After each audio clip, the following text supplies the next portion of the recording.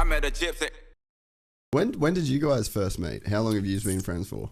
4 or 5 years maybe. Nah, yeah, like probably 2017 early. He was working for Shami, and I moved up. Oh, sick. Yeah. I moved up the coast for a little while and lived with all the boys and that. And he was filming for Shami at the time. Then I moved back down to Sydney or Newcastle, I think, just after that.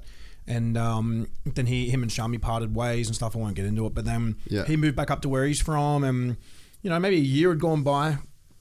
I came back up here for New Year's Eve.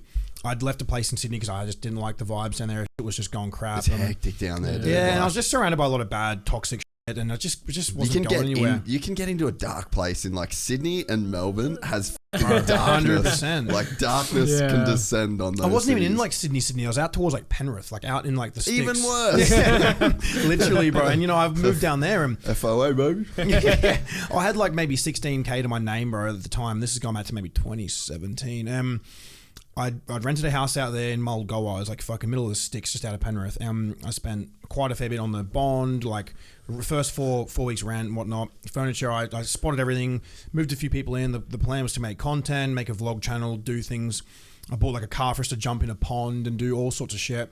Spent pretty much all the money I had at the time, and things just didn't work out. And the few boys I was down with rather just turned toxic and sour, and like everyone's egos just got in the way, and it ruined a good thing. And I left there and left all the furniture I paid for, left everything. I was like, fuck it, I'm out of here. I'm packing what I can get in this suitcase and I'm fucking off up north. Because I knew Marty and Michael, I knew Lockie, I knew a few boys up here. And I was just like, it's like I said, bro, I like to just grab a suitcase and fuck off and just go where I'm happy. And come up here for a New Year's Eve bender with Shami and all the boys at the time. And this might have been 2017. Came up with, I just drove up with a suitcase. I technically wasn't really even living anywhere. Yeah. And I ended up on a big bender with the boys. And I just stayed here for a while, moved in with a guy called Nigel Munt, and I stayed with him for a month, and then I got a place in Brisbane in the Valley. Stayed there for a few months, and then after a while, I was like, "Yeah, I loved it up here." I just stayed. I stayed here for quite a while, and went overseas again for quite a while, and eventually That was when I first came. Oh wait, after you came? Yeah, back. no, because I went overseas first for a few months and met up with my mate Kristen Hamby. He's from the UK, and me and him had a really good year 2018, and our shit just exploded on Instagram and everywhere. I went from like 300 or 400K on Instagram to about 3 or 4 mil in a matter of 6 months. Our stuff was getting crazy engagement, crazy views. Went to LA for a few months, collab with like the Nelk boys, David Dobrik, all the big dogs out there. Yeah. I remember that little period actually. Yeah, and we met a lot of cool people. What year was that? 2018? That was 2018, mate. Yeah. And then I've come back home, and I was back here for this is when I come back and I moved in with Marty and Michael in that funny little flat, and I got to the stage where I was like, you know what, I want to go back to LA and spend a whole year there. I want to spend a year and see what I can achieve out there, and with my vlogs and my content. Put up a story, and he hadn't been working with Shami for well over a year, maybe 18 months. I think I hit you up with like a brand deal or something like that. Like remember we were doing the shares? We'd never stopped talking. Like he was helping me get like paid for a few little things here and there, and we're always mates and that, but it's just like we were never like really near each other. So I was just working with someone different at the time. Yeah, and I just put up a story literally, and I was like, hey guys, like anyone that can film or edit and is keen to come to LA with me, you've got 2 days notice. I'm leaving in 2 days. Everything will be paid for. I'll sort it out when we're out there and stuff like that. And he replied, and then he came down 2 days later, and we fucked off to America, and the rest is history, I guess. That's so fucking sick. sick. We were out there for like, what, 4 months in America? Yeah, we're only there for, I didn't stay there as long as I originally intended on staying, just because my mental state at the time was just fucking horrid, man. Like really, really bad. The worst it ever has been back then, and I just wasn't doing well out there, and like career-wise, my vlog channel was going crazy. Yeah, we had a good stint out there. Had a great little few months out there, mate. Yeah, we were living with the YouTubers Raka. I don't know if you're familiar. No.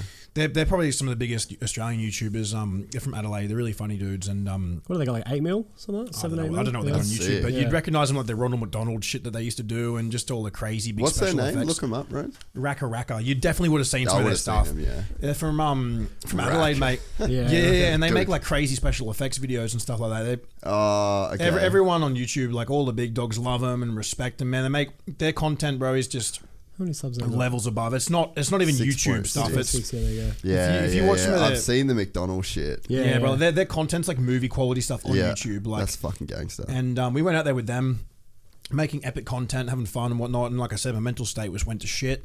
What was that over? I don't know, mate. I really don't know. I had a pretty. You can just lose it, eh? I do, bro. Yeah, like we weren't even partying out there. No, we weren't drinking, weren't doing drugs. I wasn't.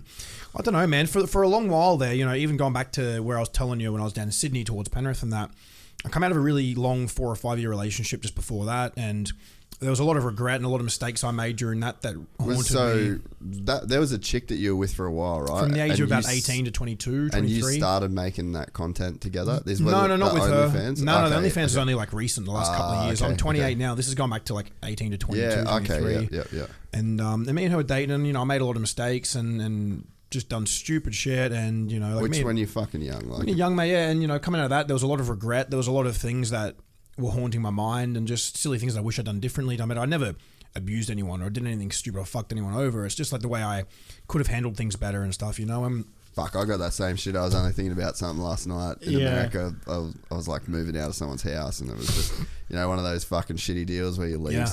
It happens, literally, bro. And it just fucking happens. And at the time, and this is just before all of this, like I'm fucking getting all my stories mixed up here. And right. I abused a fuckload of steroids from the age like 17 to about 22, 23, just non-stop, just fucking jabbing everything I could jab, eating heaps of tablets, I had no idea, no education, no good support, no one around me. Were you getting gains?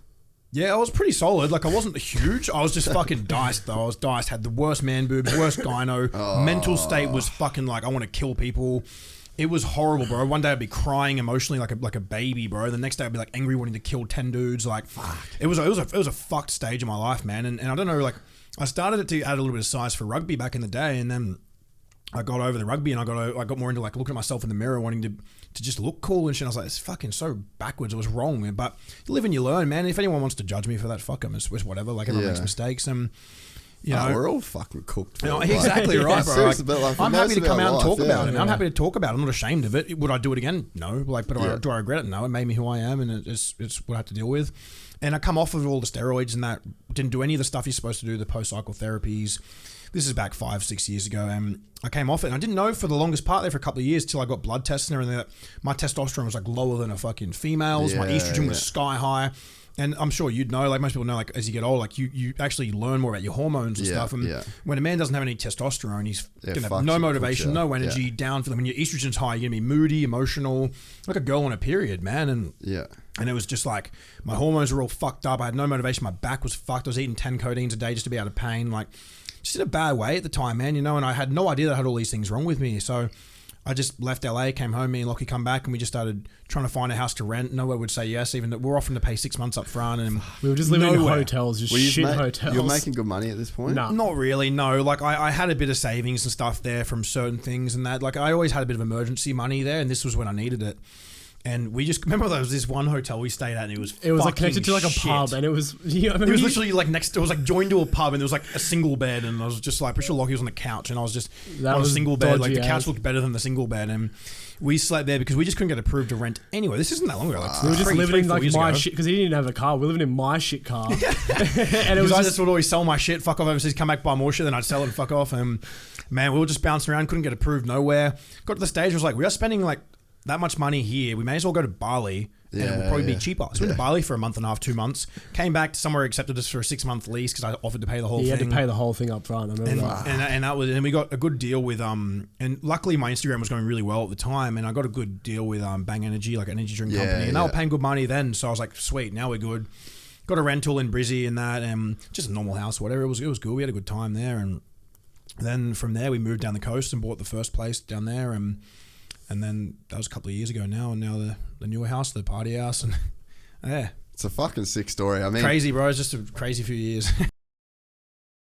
If you enjoyed this content, please like and subscribe. And to listen to the full 3-hour podcast, search Gypsy Tales in your favorite podcast platform or click the link in the description below. Gypsy Gang.